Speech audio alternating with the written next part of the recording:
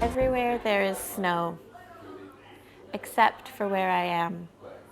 The polar vortex blows over the streets and fields of my growing up, in thin-sulate mittens, snow pants swishing, with heart-shaped patches on the knees, sewn by my mother, who emailed me last evening. Deep freeze here and a photo, the kitchen thermometer, -23, an icicle, a cardinal, red as lifeblood in the snow. What kind of snow is it? I asked my friend in Bristol, as she assessed whether her car could scale her driveway. Is it soft or heavy? Have the rabbit tracks turned to slush, or can you dust the powder from your hair? Or is it packing snow, favored by children for snowballs and snowmen? Tell me what it sounds like.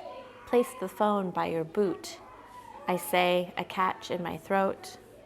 The ache of an icy wind in my cheeks, lungs opened by a frigid breath, streaming eyes and nose, the sound of tires swift on a frosted highway. I tell my friend on the phone, don't brake, just slide into it. Thinking of a night 17 years ago, just 17 years old, when a car made a perfect figure eight, as if floating in slow motion, on a snow-blanketed suburban street, silent and empty and curiously warm. The car halted neatly at a four-way stop. Why did you do that? I asked the boy driving. Snow dusted down like icing sugar on the windshield. I didn't, he said, and drove me home.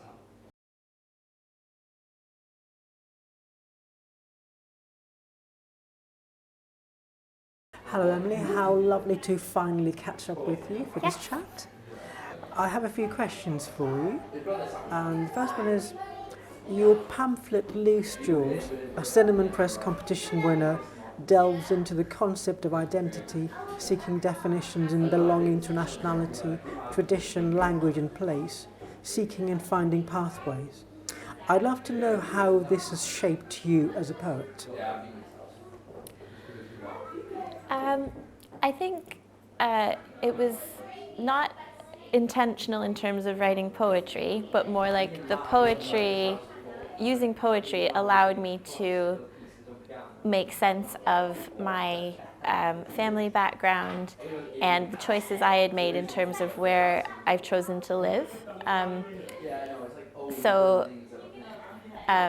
Ethnically, I am Dutch, Hungarian, a bit of Swedish, a bit of German, probably a few other things.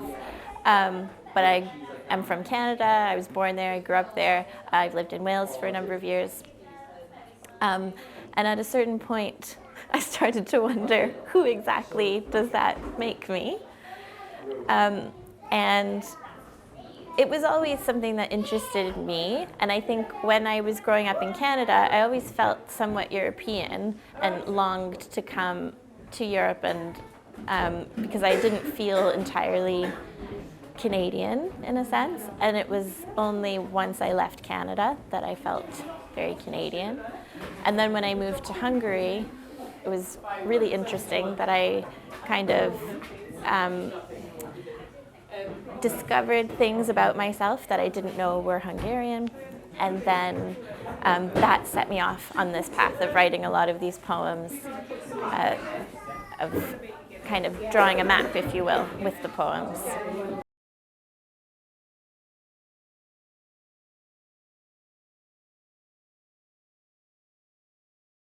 I'd like to ask you about the 4 sections to your 2022 Parthian published collection, Strange Animals.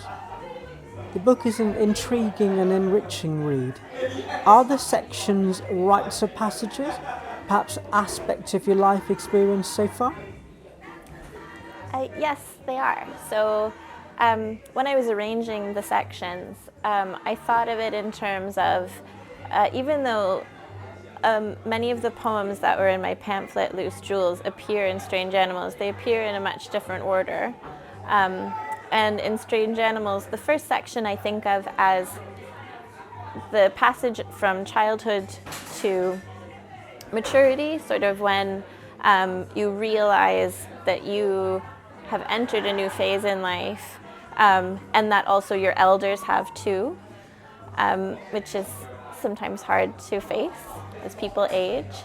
And then the second section, Cupid and Psyche, is about the passage through romantic life and how that changes over time, and making sense of past relationships.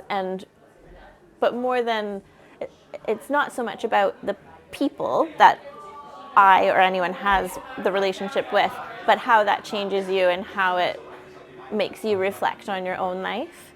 And then the third section is about the strange animals. So that's general reflections on human nature seen through the lens of these different animals that appear. And then the last section, River Reading, is kind of, which is written as a tarot reading. It follows the thread of the previous three sections and kind of wraps it up, and we see a journey through that. So they are my rites of passages, but I hope the readers as well. Okay. In praise of Great Lake swimmers. You've set your mind to it, the distance and the pace boat, sips of orange juice, slick, cold skin, front crawl or breaststroke, a lithograph or tin plate, folk songs for remembering that Huron has the bluest water. Beware the menace of Superior, if you believe the ballads. So frigid and hostile, she makes her own wind, a woman's lake that swallows ships and men. Should have tried Huron first, come to think of it. Party at Wasaga Beach, or a good old-fashioned protest at Bruce Nuclear Station. Yeah, why don't you make it about something? Mention the escarpment, the eroding bluffs. Throw in a Niagara stunt. Raise money, risk arrest. Swim from Manitoba to Quebec. No, skip Michigan. That's not our lake. Make a point of Erie. Folks always forget Erie. Schedule your rest break with the lampreys and pickerel. Have you seen inside a lamprey's mouth? Teeth a Chinese finger trap, waiting to latch onto and suck the blood of nudists at Hanlon's Point. Ah yes, Ontario, you're almost there. All the way to Buffalo. Did the Americans greet you with a banner and 21-gun salute? Well then, come home, swimmer. Gamble a spell in Gananoque. Follow the whales up the cold St. Lawrence, gasping. Drift across the salted Atlantic to finally wash up on a Gower beach and say, I am too tired to swim back. This will be my home now. Take care of the lakes and my mother and father for me.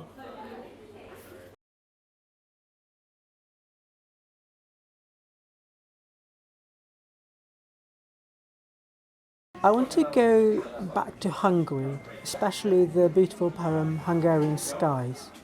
There's a waft of warmth in most of the poems you've written referencing the country. I'd love to know more about this. So my maternal grandparents are Hungarian, and I grew up with a lot of Hungarian traditions, especially at Christmas time, and food that we ate, and hearing Hungarian spoken, but not knowing how to speak it myself. And then when I was 31, I moved to Hungary, and I lived there for 2 years. And I learned to speak the language, and I discovered a lot about myself, sort of things that I thought were maybe family habits. which are actually Hungarian mannerisms even, ways of doing things, like even how they plant a garden. I saw reflected in like my grandparents and my mother's gardens. And it really made a lot of sense for me of kind of like filling in the gaps or the missing puzzle piece. And there's a lot that I love about that country. There's a lot of difficult things too in its history and its current politics. But it was a really formative time for me, and also really special that as I learned to speak Hungarian, I could write letters and talk to my grandfather in Hungarian. And in that poem, I mentioned sending parcels of crossword puzzles and marzipan, which he really loves. He still likes his stash of Hungarian crossword puzzles. And he's 97, but he'd rather do them in Hungarian than in English. So I should have said my grandparents immigrated after the Second World War, and as did my father's family from the Netherlands. So yeah, it's a really special place for me, and I found it very rich for writing poetry. I could kind of see my home in Canada and the journeys I'd taken more clearly by being there and then by leaving it again and coming back to Wales. Skies are always telling stories. A tempest rolling in will first be painted, watercolor wash of deep indigo down to steam rising from the belly of the slain boar, split open before the copper-green, onion-domed church and the people of Lipot, preparing the bograch and evening disco. But with a breath of warm winds, heavy with the dust of scythes and ragweed, now the blue sky you will recognize from Signe Merchapal's Pochirta, and the clouds all erde embroidery, picked by deft, gnarled hands. And later, in the 18th district walking home, from the post office silhouetted against swaths of sunset silk, my scrim peach midwinter dusk, having sent parcels of marzipan and crossword puzzles to Grandpa, I won't be angry at the woman who charges me more for stamps every time.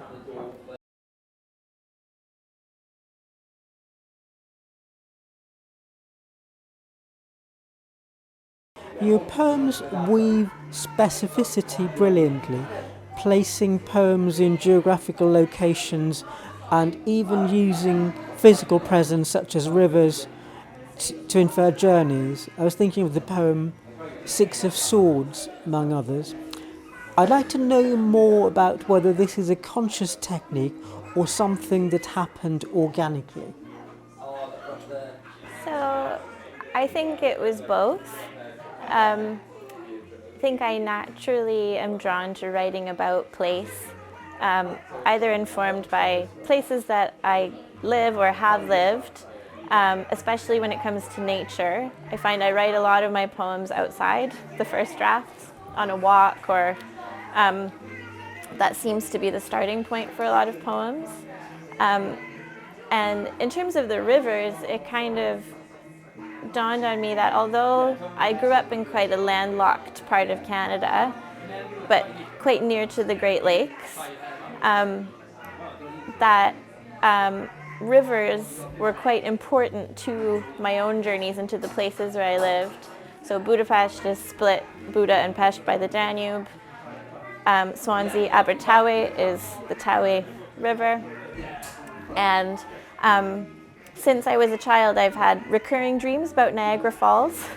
It seems to represent my emotional state, I've decided. And the Niagara River is a really fascinating, quite frightening, but sort of sublime place. And I imagined, and the St. Lawrence River is also mentioned, which takes one from where I grew up across, out into the Atlantic and across. So it seemed like a natural path to take in the poems, but also they just seem to appear, much like the strange animals in the poems. That was not intentional. It was more of a reflection afterwards. I thought, oh, where did they all come from? Yeah, and so they sort of traveled along with me. Yeah. 6 of Swords. In your near future, you are traveling, dying too. This is the space between the end and the beginning. From Tawi to Danube and ever Niagara, no longer reading the river but riding it. The path is made of water, but the boat is heavy with steel.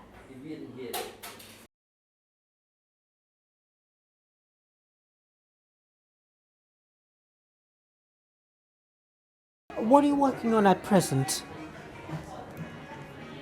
So this year I finished writing a novel that I've been working on for years and years, and it's finally done. I've started submitting it. I took a big break from poetry because I finished the book and then I flipped back again to fiction, which I hadn't written in a really long time because I was working on poetry for several years. And now, quite as a surprise to me, I thought I would write another novel, but I've started writing some poems, which I think will lead towards a collection, but maybe over many years. I don't know how long it'll take. And I've been writing short stories for the first time in a decade. I don't know where they've come from, but they're just bubbling up, so I'm just listening to what I'm supposed to write. And the stories are coming out now. That sounds wonderful that you've completed a novel and you are back to writing short fiction again. Yeah, that's where I started, and then I spent so much time away from it, I feel like I've forgotten how to write a story. So it's like I'm relearning and I'm looking at stories that I wrote or read in the past that stuck in my head all these years and why that is, and it's really fun. I'm having fun exploring it. I don't know what it'll turn into. And the poetry I just sort of let appear to me. They come when they will. I write them and then I set them aside. Like I don't want to scare them. Cupid and Psyche spy on each other, yet there is too much seeing at stake. So they stalk social media, a like here, a day and night of deep scrolling there, looking for signs of new lovers and likely encounters with mutual friends. Psyche feigns indifference. Cupid leaves Psyche on scene. She is wary and watchful, still loves the drama of it all, when he lurks in the views of 24-hour stories, and a messenger offers a green-lit glimpse of him. He waits for her to reach for him in the night, with blue light and chiming bells, those old sweet feelings inviting him to don wings, take flight, and shoot one last arrow to drain her swollen heart.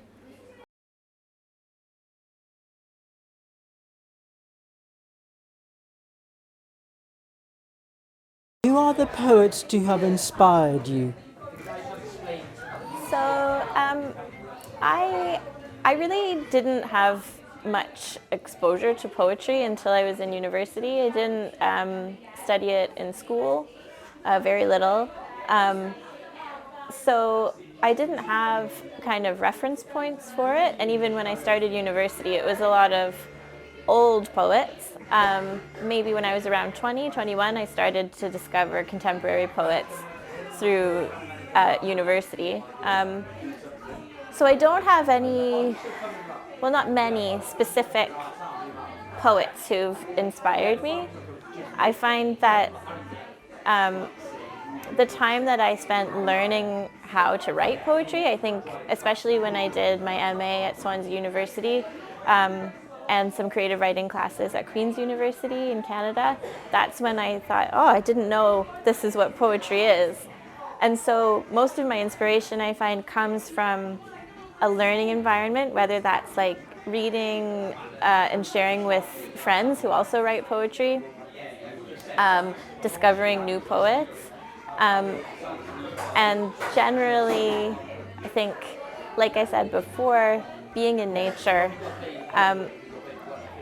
So I think in a way I'd almost like to have like certain poets that I could say, yes, this is a direct influence on me, but I'm not sure who they are.